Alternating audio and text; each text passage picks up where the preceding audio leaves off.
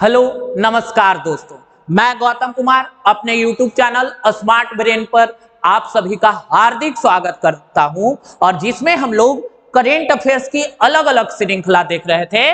मतलब अलग अलग दिनों का करेंट अफेयर्स आप लोगों के लिए अगस्त मंथ का करेंट अफेयर्स अपलोड हो चुका है और एक करेंट अफेयर्स आप लोगों के लिए अब हर डे मतलब एक से कल या परसों में हर दिन आप लोगों के समक्ष 5 बजे सुबह मतलब 5 AM में आप लोगों के समक्ष लेकर मैं उपस्थित हूंगा और जिसमें क्या हर दिनों के करेंट अफेयर्स के बारे में विश्लेषण करेंगे, डिटेल जानेंगे। ऐसा नहीं कि बैलन d'Or अवार्ड इसको दे दिया गया, ऐसा नहीं। मतलब उसके एक एक फैक्ट को जानेंगे, क्योंकि हमेशा क्या होना चाहिए, तैयारी आगे की होना चाहिए। क्योंकि आप अगर सोच लेते हैं कि हमें तो ग्रुप डी कैसे भी निकाल लेना है, तो उससे मतलब बाद में अगर निकल जाए तो बहुत अच्छा, और ना निकले तो उससे नीचे वाला कुछ है ही नहीं, सोचेंगे ही नहीं। कहने का मतलब हमेशा ऊपर सोचिए और उससे क्या होगा, आप आगे जाते रहिएगा। तो यही शुभकामनाएं और आशा के साथ मैं आज की करेंट अफेयर श्रृंखला स्टार्ट करता हूं और जिसमें क्या देखेंगे, मतलब अलग अलग करेंट अफेयर्स 10 इंपॉर्टेंट क्वेश्चन और जिसमें क्या और आप लोगों के लिए अलग अलग सब्जेक्ट लेकर मैं उपस्थित होता हूं, जिसमें हिस्ट्री, पॉलिटी का तो अब मैक्सिमम चैप्टर हो चुका है। और पहला ही क्वेश्चन और वेरी वेरी इंपॉर्टेंट, हाल में ही बैलन d'Or अवार्ड 2023 किस खिलाड़ी को दिया गया, तो ये लियोन मैसी। और लियोन मैसी का संबंध किससे है, फुटबॉल से। कौन सा पुरस्कार, बैलन d'Or पुरस्कार किसे दिया गया, लियोन मैसी। और ये 67 नंबर का बैलन d'Or पुरस्कार था और ये फ्रांस के पेरिस में मतलब इसका आयोजन करवाया गया और वहीं पे इन्हें बैलन d'Or अवार्ड समारोह के दौरान अर्जेंटीना के फुटबॉलर लियोन मैसी को 2023 का बैलन d'Or अवार्ड दिया गया। उन्होंने मैनचेस्टर सिटी के स्ट्राइकर आर्लिंग हॉलैंड को इस खिताब के रेस में, कहने का मतलब दो के बीच में था, उसको पछाड़ के लियोन मैसी को, और लियोन मैसी रिकॉर्ड 8वीं बार बैलन d'Or अवार्ड 2009 में, 2010, 2011, 2012, 2015, 2019 और 2021 में बैलन d'Or अवार्ड। कहने का मतलब बैलन d'Or अवार्ड किसके दिया गया, लियोन मैसी को। कितना बार दिया गया, तो आप देख रहे हैं इन्हें रिकॉर्ड 8वीं बार दिया गया। किसे पछाड़कर इन्होंने जीता, तो एक खिताब में अर्लिंग हॉलैंड को पछाड़कर जीता और जिसमें बताया कि कहां दिया गया, फ्रांस में। कौन से नंबर का था, तो 67 नंबर का था। कौन से पुरस्कार की बात की है, बैलन d'Or। पिछले साल 2022 में यह पुरस्कार किसे, रियल मैड्रिड के फुटबॉलर करीम बेंजेमा को दिया गया था।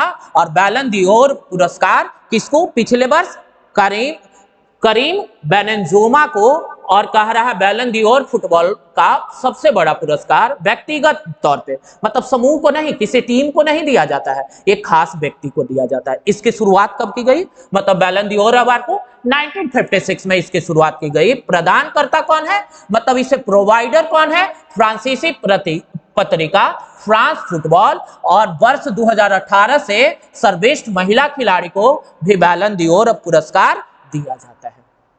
उसके बाद देखते हैं जिसमें क्या कहा गया है, मतलब बैलन d'Or award Leone Massey Argentina, और संबंध कौन से क्लब से है, इंटर मियामी से। महिला में किसे दिया गया, एताना बोनामाटी को स्पेन का है इन्हें। और आप लोग आगे भी देखिएगा, जो आप लोग बहुत जल्दी आप लोगों के लिए एक टेलीग्राम ग्रुप बनाया जा रहा है जिसमें आप लोगों को PDF प्रोवाइड करवाया जाए।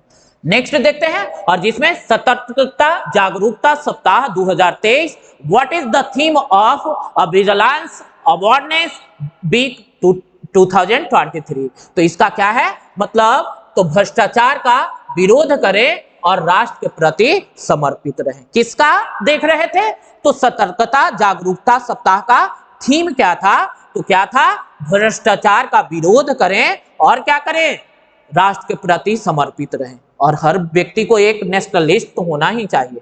और क्या कह रहा है, भ्रष्टाचार रोकने के खिलाफ, उसके लिए क्या, सतर्कता आयोग द्वारा 30 अक्टूबर से 5 सप्ताह पर, मतलब एक सप्ताह के लिए सतर्कता सप्ताह, तो यही कह रहा है मनाया गया। थीम क्या था, भ्रष्टाचार का विरोध करें और राष्ट्र के प्रति समर्पित रहें। क्यों, इसका उद्देश्य क्या है, सार्वजनिक जीवन में सत्यनिष्ठा और नैतिकता के महत्व के बारे में जागरूकता। और इसी के लिए आप लोग देखे होंगे जो UPSC ऑफिसर होते हैं उनको भी क्या इथिक्स एंड इंटीग्रिटी मतलब सिखाया जाता है, मतलब एक सब्जेक्ट ही, 4 पेपर जो यूपीएससी में होते हैं उसमें से सब्जेक्ट ही। सतर्कता आयोग, इसकी नियुक्ति कौन से, तो इसकी नियुक्ति किसके लिए, तो भ्रष्टाचार मिटाने के लिए। और इसकी नियुक्ति मतलब कौन से समिति के एडवाइस पे, तो संथानम समिति के। स्थापना कब, तो 1964 में। अब क्या कह रहा है, ये क्या करता है, अधिनियम के द्वारा 2000 मतलब इसे प्रदान किया गया।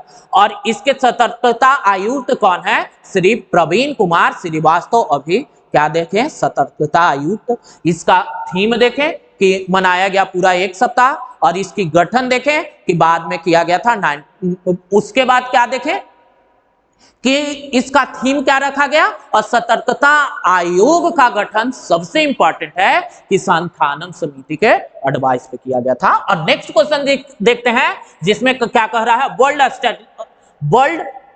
स्टील एसोसिएशन का उपाध्यक्ष किसे चुना गया, तो ये टीवी नरेंद्रन को वर्ल्ड स्टील का मतलब वर्ल्ड स्टील एसोसिएशन का अध्यक्ष चुना गया। और हाल में ही वर्ल्ड स्टील एसोसिएशन ने लियोन टोपिलियन को अध्यक्ष और भारत के टीवी नरेंद्रन को किसका, तो वर्ल्ड एथलीट जो वर्ल्ड स्टील एसोसिएशन है उसका चुना गया है। अब क्या कह रहा है, टीवी नरेंद्रन भारतीय स्टील कंपनी टाटा स्टील के क्या है, एमडी और सीईओ हैं। अब क्या कह रहा है, आयरन और स्टील उद्योग के लिए अंतरराष्ट्रीय व्यापार किया जाता है। स्थापना जो किसका का बात कर रहा है, जो इंटरनेशनल स्टील अथॉरिटी है इसका, तो 10 जुलाई 1967 मुख्यालय हेडक्वार्टर क्या है, ब्रुसेल्स, बेल्जियम के ब्रुसेल्स में इसका हेडक्वार्टर है। और टीवी नरेंद्रन को क्या किया गया, उपाध्यक्ष चुना गया। नेक्स्ट क्वेश्चन देखते हैं, क्या कह रहा है, ब्रिटिश इंडो रेस चैंपियनशिप में भाग लेने वाले पहले भारतीय महिला कार रेसर कौन बनी, तो इनका नाम क्या है, हुमैरा मुस्तका क्या बनी, इसमें पार्टिसिपेट करने वाले ब्रिटिश इंडो रेस में चैंपियनशिप में पार्टिसिपेट करने वाले, इनका संबंध कौन से स्टेट से है, जम्मू कश्मीर से इनका संबंध है। और ये ब्रिटेन में जाकर पार्टिसिपेट करने वाली पहली महिला बनी। और ये क्या रिकॉर्ड है, कहने का मतलब पहला बार कुछ होता है, पहली बार, तो बारी इंपॉर्टेंट होता है। आगे क्या कह रहा है, कालिक्स कोका नामक कोकीन के लिए एक नया टीका किस देश ने विकसित किया, तो ब्राजील के द्वारा किसका, कालिक्स कोका का नया टीका विकसित किया गया। कोकीन क्या कह रहा है, जो देखिए, कोकीन के उपचार के लिए ब्राजील के वैज्ञानिक कालिक्स कोका नामक नया टीका की खोज किया है।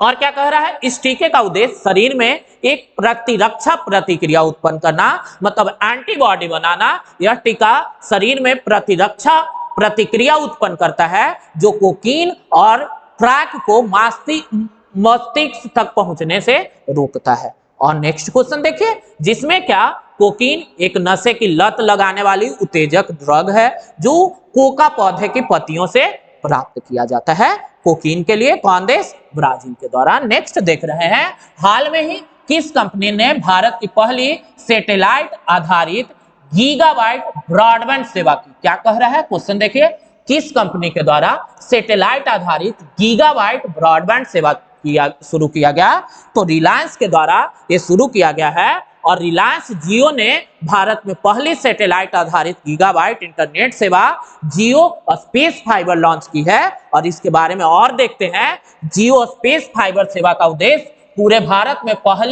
पहले से वंचित क्षेत्रों में हाई स्पीड ब्रॉडबैंड कनेक्टिविटी प्रदान करना। कहने का मतलब भारत के रिमोट एरिया में भी ब्रॉडबैंड सेवा उपलब्ध करना। जैसे देख रहे होंगे जियो फाइबर, एयरटेल फाइबर, वैसे ही जियो के द्वारा। वर्तमान में जियो स्पेस फाइबर भारत के 4 स्थलों, गुजरात में गिर, छत्तीसगढ़ में कोरबा, ओडिशा में नवरंगपुर और असम में ओएनजीसी जोरहट्टा में शुरू किया गया है। आगे क्या कह रहा है, सो देखिए, जिसमें क्या कह रहा है कि 1 नवंबर को मध्य प्रदेश स्थापना दिवस मनाया गया। मध्य प्रदेश का स्थापना किस वर्ष हुआ था, तो मध्य प्रदेश का स्थापना कहने का मतलब कि 1 नवंबर 1956 को मध्य प्रदेश का स्थापना हुआ था और इसी कारण इसका स्थापना दिवस मनाया गया और अलग अलग और स्टेट का इस दिन स्थापना हुआ था। 1 नवंबर 2023 को मध्य प्रदेश अपना 68 स्थापना दिवस मनाया। स्थापना के समय मध्य प्रदेश के प्रथम राज्यपाल कौन? पट्टाभी सीतारामैया और प्रथम मुख्यमंत्री रविशंकर शुक्ल थे। और क्या कह रहा है सो देखिए, इस दिन और सारे स्टेट का एस्टैब्लिशमेंट हुआ। 1 नवंबर के दिन ही क्या कह रहा है, राज्योत्सव दिवस, मतलब कर्नाटक की स्थापना दिवस, केरल की स्थापना दिवस, आंध्र प्रदेश की स्थापना, हरियाणा की स्थापना 1 नवंबर 1966 और पंजाब की भी 1 नवंबर 1966 और छत्तीसगढ़ की भी 1 नवंबर 2000 को हुआ था। लास्ट में देखेंगे इसके बारे में और एक अच्छा चीज आपको बताएंगे राज्य की स्थापना के बारे में। अब क्या कर रहा है, अमृत वाटिका और अमृत महोत्सव स्मारक किस स्थान पे बनाया गया? तो नई दिल्ली में। जैसे देख रहे होंगे मेरी मिट्टी मेरा देश एक अभियान चल रहा था। देश के अलग अलग कंट्री से लोगों के द्वारा मिट्टी मंगाया जा रहा था देश प्रेम को बढ़ाने के लिए। तो यही कह रहा है, हाल में ही प्रधानमंत्री नरेंद्र मोदी द्वारा दिल्ली में मेरी माटी मेरा देश अभियान समारोह में हिस्सा समापन में शामिल हुए। कहने का मतलब ये कई दिनों से चल रहा है, लेकिन इनका समर्पण जैसे अलग अलग बिहार, झारखंड, यूपी सारे जगह से युवा मिट्टी लेके वहां उपस्थित हुए थे। और क्या कर रहा है, इस दौरान प्रधानमंत्री नरेंद्र मोदी ने दिल्ली में अमृत वाटिका और अमृत महोत्सव स्मारक का शिलान्यास किया। और क्या कह रहा है, कार्यक्रम के दौरान प्रधानमंत्री नरेंद्र मोदी ने देश के युवाओं के लिए क्या कह रहा है, मेरा युवा मेरा भारत प्लेटफॉर्म की शुरुआत की। और क्या कह रहा है, मेरी मिट्टी मेरा देश अभियान क्या है, मतलब इसकी शुरुआत कब की गई थी? तो 9 अगस्त 2023 को। और समापन कब? तो 31 अक्टूबर को सरदार वल्लभ भाई पटेल के जन्म दिवस के। आगे मेरी मिट्टी मेरा देश अभियान के तहत अमृत कलश में के जरिए गांव-गांव से मिट्टी दिल्ली तक लाए गए। यह अभियान देश के लिए बलिदान देने वाले जो वीर थे उनके प्रति श्रद्धांजलि थी। इस अभियान का मकसद देश की एकता को दिखाना है। नेक्स्ट क्वेश्चन क्या कह रहा है, हाल में ही संत सिंगाजी का मेला किस राज्य में शुरू किया गया? तो मध्य प्रदेश में। और ये मध्य प्रदेश में मेला मध्य प्रदेश के निमाड़ा क्षेत्र में जो खंडवा है वहां संत सिंगाजी मेला शरद पूर्णिमा को शुरू किया गया। और क्या है, मेले के दौरान भक्त सिंगाजी महाराज के समाधि स्थल पे दर्शन करने जाते हैं। और संत सिंगाजी क्या थे, मध्य प्रदेश के भारत में निमाड़ के प्रसिद्ध संत थे। संत सिंगाजी को निमाड़ का कबीर कहा जाता है, मतलब कबीर के जो बीजक हैं कबीर से तुलना की जाती है। इनकी रचना क्या है, 12 हमासी, 2 बोध, 7 बार, 15 तिथि, शरद, नरद, देश की वाणी और उपदेश इनकी प्रसिद्ध रचना है। और इन्हें पशु रक्षक की एक देवता कहा जाता है। और मध्य प्रदेश के जैसे देखिएगा एंशिएंट टाइम में जो इंद्र होते थे वो वर्षा के देवता, वरुण होते थे जल के देवता। वैसे कुंभ मेला उज्जैन छिपरा नदी, जल बिहारी का मेला छतरपुर, बाबा गरीबनाथ का मेला शाजापुर, व्यापार मेला ग्वालियर, पीर बंधु का मेला शिवपुर में। ये मध्य प्रदेश के कुछ इंपॉर्टेंट फेयर थे। और आज का लास्ट क्वेश्चन, हाल में ही संयुक्त राष्ट्र महासभा में गाजा प्रस्ताव की मंजूरी दी गई। यह प्रस्ताव किस देश के द्वारा तैयार की गई थी? तो आप लोग जानते हैं फिलिस्तीन और किसके, इजराइल के बीच में युद्ध चल रहा है। तो इसी के लिए गाजा पट्टी जगह है फिलिस्तीन में, गाजा पट्टी और वही दो क्या है, वहां का मेन एरिया है। तो यही कह रहा है कि ये जो प्रस्ताव था जॉर्डन के द्वारा तैयार किया गया था। 7 अक्टूबर से ही इजराइल और हमास के युद्ध चल रहा है और जिसके कारण गाजा पट्टी में रहने वाले लगभग 20 लाख लोग आधारभूत, मतलब जो उनका बेसिक नीड्स है उससे भी वंचित हो चुके हैं। तो इसी के लिए क्या किया गया, हाल में ही संयुक्त राष्ट्र सभा में गाजा प्रस्ताव मंजूरी दी गई। गाजा प्रस्ताव जॉर्डन के द्वारा तैयार किया गया था। उद्देश्य गाजा के नागरिकों की सुरक्षा और कानून और मानवीय दायित्वों को कायम रखना इसका उद्देश्य है। और क्या कह रहा है सो देखिए, और गाजा प्रस्ताव पारित होने के बाद पूरे गाजा पट्टी में नागरिकों को महत्वपूर्ण वस्तुओं और सेवाओं का तत्काल, पर्याप्त और बाधा रहित पहुंच प्रदान किया जाएगा। गाजा पट्टी पूर्वी भूमध्य सागरीय बेसिन में स्थित है, जो दक्षिण पश्चिम में मिस्र और उत्तर पूर्व में इजराइल के साथ सीमा बनाती है। पश्चिम में यह भूमध्य रेखा से घिरा हुआ है। किसके बारे में? गाजा के बारे में यह सूचना था कि गाजा जो प्रस्ताव था किसके द्वारा? जॉर्डन के द्वारा तैयार किया गया। अब देखिए क्या कह रहा है, कुछ अभियान है स्वच्छता ही सेवा अभियान। क्या कह रहा है? स्वच्छता ही सेवा, तो छत्तीसगढ़। मुख्यमंत्री डेयरी प्लस योजना Madhya Pradesh. Mahatma Gandhi rural industrial park योजना तो छत्तीसगढ़ के द्वारा। फुटबॉल फॉर ऑल पहल ओडिशा के द्वारा। और मिशन लाइफ केवड़िया गुजरात से पीएम मोदी के द्वारा शुरू किया गया। ये क्या थे? कुछ इंपॉर्टेंट। और क्या कह रहा है सो देखिए, सार्वभौमिक स्वास्थ्य बीमा योजना तो ये नागालैंड के द्वारा। धन वर्षा योजना तो एलआईसी के द्वारा। वंदे भारत पहल तो महाराष्ट्र के द्वारा। मुख्यमंत्री स्वास्थ्य बीमा योजना तो नागालैंड के द्वारा। और नशा मुक्त भारत अभियान सामाजिक न्याय। क्या क्या था? फिर से एक बार इसको रिवाइज करते हैं। स्वच्छता ही सेवा अभियान छत्तीसगढ़। मुख्यमंत्री डेयरी प्लस योजना मध्य प्रदेश के द्वारा।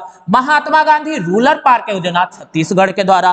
फुटबॉल फॉर ऑल पहल ओडिशा के द्वारा। मिशन लाइफ केवड़िया गुजरात किसके द्वारा? मोदी जी के द्वारा स्टार्ट किया गया। और क्या कह रहा है सो देखिए, सार्वभौमिक स्वास्थ्य बीमा योजना नागालैंड। धन वर्षा योजना एलआईसी के द्वारा।